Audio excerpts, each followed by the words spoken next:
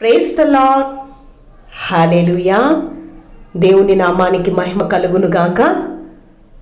దేవుని చిత్తానుసారంగా దేవుని ప్రేరేపణ బట్టి చదువురాని వారి కొరకు అలాగే అందుల కొరకు బైబిల్ గ్రంథంను చదివి అప్లోడ్ చేయడం జరిగింది.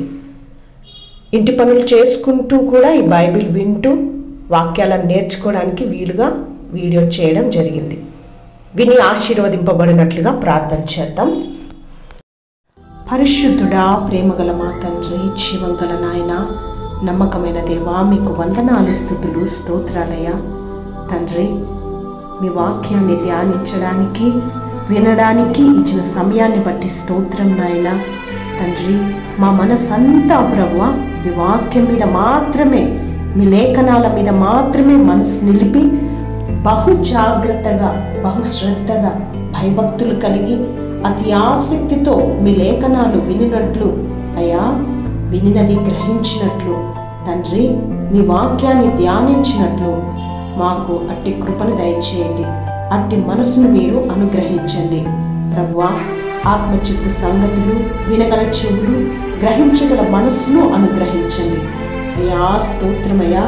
మీరు ఏదైతే ప్రభువా ఈ వాక్యం ద్వారా మాతో మాట్లాడుతున్నారో ఆ వాక్యానుసారమైనటువంటి అయా జీవితం చేయనట్లు, జీవితాన్ని సరిచేసుకుని ప్రభువా మీ వాక్యానికి లోబడి ప్రభువా విధేయులై జీవించే మనసును మాకు అనుగ్రహించండి అయ్యా. విత్తబడుతున్న ప్రతి మాట కూడా మా హృదయంలో లోతుగా పాతుకుపోయి ప్రభువా నూరంతలుగా అది ఫలించినట్లు మీ వాక్యం మాలో కార్యసిద్ధి కలుగునట్లు కృప చూపండి. చదువుచుండగా మా హృదయంలో మీ వాక్యం మా ప్రాణాత్మ దేహం అంతట్లో ప్రభువా జీర్ణించుకొని పోనట్లు ప్రభువా మరలా ఆ వాక్యాన్ని నెమరు వేసుకొని ఆ వాక్యానుసారంగా ప్రవర్తించినట్లు కృప చూపమని యేసుక్రీస్తు నామంలో అడిగి వేడుకుంటున్నాం తండ్రి, ఆమేన్. ఆదికాండము 10వ అధ్యాయము. ఇది నోవాహు కుమారుడవు షేము, హాము, యాపెతలు వారి వంశావళి. జలప్రలయము తరువాత వారికి కుమారులు పుట్టిరి. యాపెతు కుమారులు గోమేరు, మాగోగు, మాదయి, యావాను, తుబాలు, మెషేకు, తీరసు అనువారు. గోమేరు కుమారులు అష్కనజు, రీఫతు, తోగర్మ అనువారు. యావాను కుమారులు ఏలీషా, తర్షీసు, కిత్తీము, దాదోనీము అనువారు. వీరు నుండి సముద్ర తీరమందుండిన జనములు వ్యాపించెను. వారి వారి జాతుల ప్రకారము, వారి వారి భాషల ప్రకారము, వారి వారి వంశముల ప్రకారము ఆయా దేశములలో వారు వేరైపోయేరి. హాము కుమారులు కూషు, మిస్రాయిము, పూతు, కనాను అనువారు. కూషు కుమారులు సెబా, హవీలా, సబ్ద, రయమ, సబ్దక అనువారు. రాయమా కుమారులు షేబ, దదాను అనువారు. కూషు నిమ్రోదును కనెను.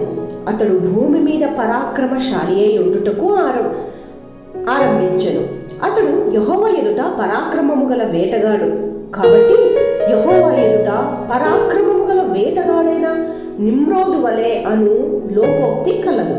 షీనారు దేశములోని బాబేలు, ఎరేకు, అక్కదు, కల్కే అను పట్టణములు అతని రాజ్యమునకు మొదలు. ఆ దేశంలో నుండి అష్షూరుకు బయలుదేరి వెళ్ళి నీనివేను, రాహోబు తీరును, కాలహును, నీనివేకును, కాలహుకును మధ్యనున్న రెసేనును కట్టించెను. ఇదే ఆ మహాపట్టణము. మిస్రాయిము లూదీయులను, అనామీయులను, లెహాబీయులను, నప్తుహీయులను, పత్రుసీయులను, కస్లుహీయులను, కప్తోరీయులను కనెను. ఫిలిప్తీయులు కస్లుహీయులలో నుండి వచ్చినవారు.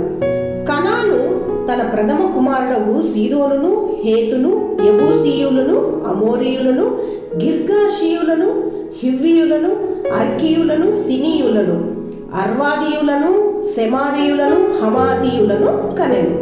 తరువాత కనానీయుల వంశములు వ్యాపించెను. కనానీయుల సరిహద్దు సీదోను నుండి గెరారుకు వెళ్ళు మార్గములో గాజా వరకు, సొదొమ, గొమొర్రా, అద్మా, సెబోయిములకు వెళ్ళు మార్గములో లాషా వరకును ఉన్నది. తమ తమ వంశముల ప్రకారము, తమ తమ భాషల ప్రకారము, తమ తమ దేశములను బట్టి, జాతులను బట్టి హాము కుమారులు. మరియు ఏబేరు యొక్క కుమారులందరికీ పితరుడును పెద్దవాడైన యాపేతు సహోదరుడునగు షేముకు కూడా సంతానము పుట్టెను.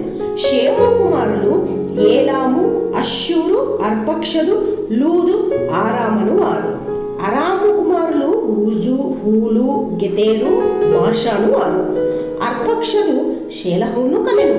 షేలహు ఏబేరును కనెను. ఏబేరుకు 2 కుమారులు పుట్టిరి.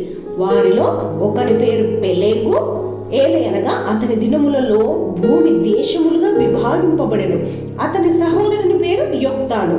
యొక్తాను అల్మోదాదును, షెలపును, హసర్మావెతును, యొరహును, హదోరమును, ఊజాలును, దిక్లాను, ఓబాలును, అభిమాయేలును, షేబను, ఓఫీరును, హవిలాను, యోబాబును కనెను. వీరందరూ యొక్తాను కుమారులు.